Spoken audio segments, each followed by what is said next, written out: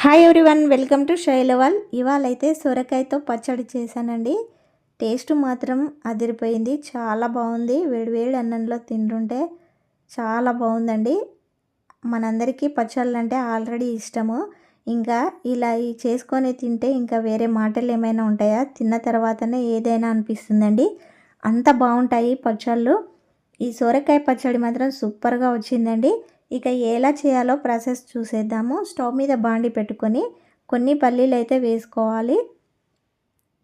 ఇవి లైట్గా ఫ్రై చేయాలండి.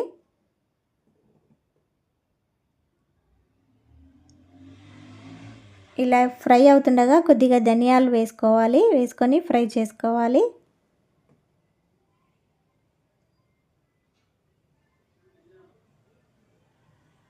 ఇలా ఫ్రై చేసిన తర్వాత ఒక 10-15 దాకా పచ్చిమిర్చి ఇలా మధ్యలోకి కట్ చేసుకొని వేసుకున్నాను.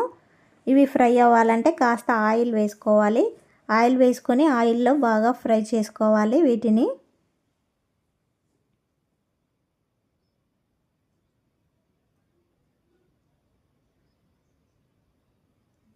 ఈ పచ్చిమిర్చి కాస్త మెత్తబడేదాకా ఫ్రై చేసుకోవాలి. చూసారు కదా, ఫ్రై అయిపోయాయి.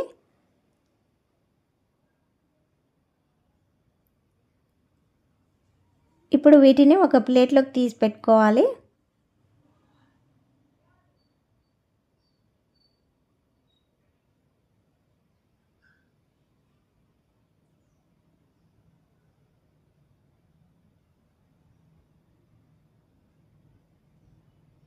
ఇలా ప్లేట్లోకి తీసుకున్న తర్వాత దీన్ని చల్లారనివ్వాలి. ఇప్పుడు ఇదే బాండీలో ముందుగా కట్ చేసి పెట్టుకున్న సొరకాయ పీసెస్ వేసుకోవాలి.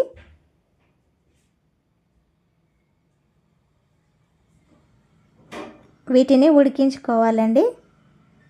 కొద్దిగా ఇందులో ఆయిల్ కూడా వేసుకోవాలి. ఒక 2 స్పూన్లు వేసుకొని బాగా కలుపుకోవాలి.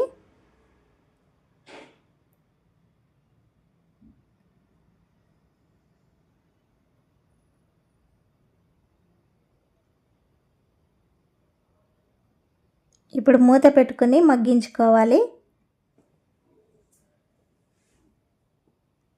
కాస్త ఉప్పు వేస్తే త్వరగా మగ్గిపోతాయండి.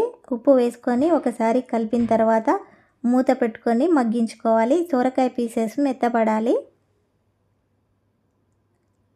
ఒక 2 నిమిషాలు అయితే మగ్గించాను. స్టార్టింగ్ మధ్యలో కలుపుతూ ఉడికించుకోవాలి, లేదంటే సొరకాయ పీసెస్ అడుగంటిపోతాయి కాబట్టి కలుపుతూ ఉడికించుకోవాలి సొరకాయ పీసెస్.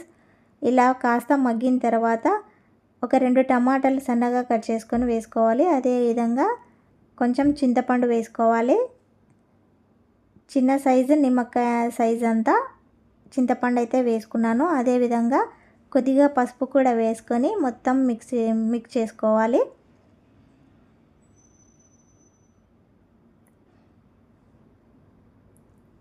ఇలా కలిపి దీనిపైన మూత పెట్టి మగ్గించుకోవాలి.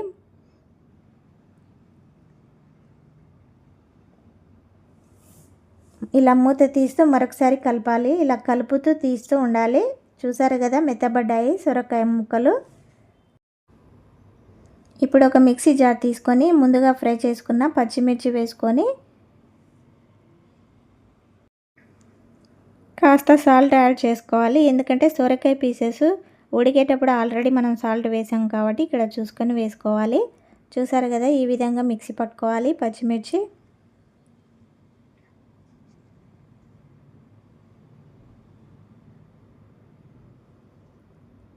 ఇలా మిక్సీ పట్టిన తర్వాత ఇప్పుడు ముందుగా ఉడికించుకున్న సొరకాయ పీసెస్ వేసుకోవాలి.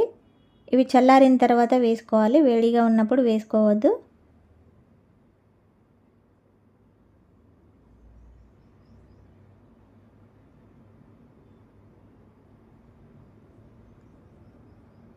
ఇప్పుడు ఇందులో కొన్ని వెల్లుల్లి రెబ్బలు యాడ్ చేసుకోవాలి.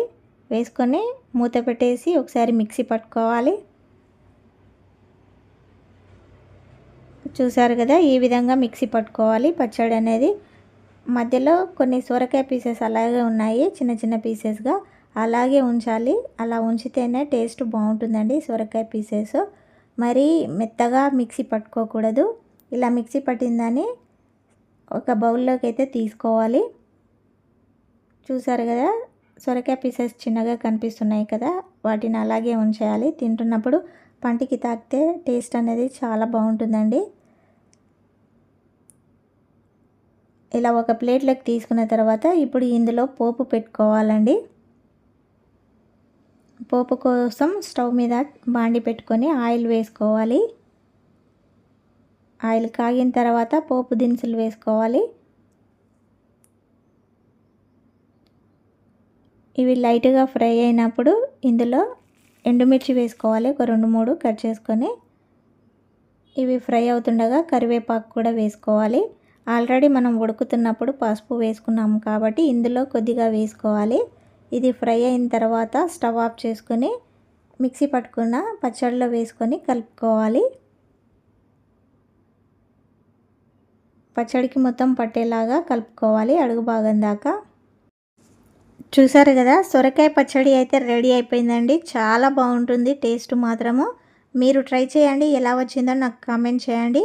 నా వీడియో నచ్చితే ఒక లైక్ కొట్టి షేర్ చేసి సబ్స్క్రైబ్ చేసుకోండి. మరిన్ని వంటలతో మీ ముందుంటాను. Thank you for watching.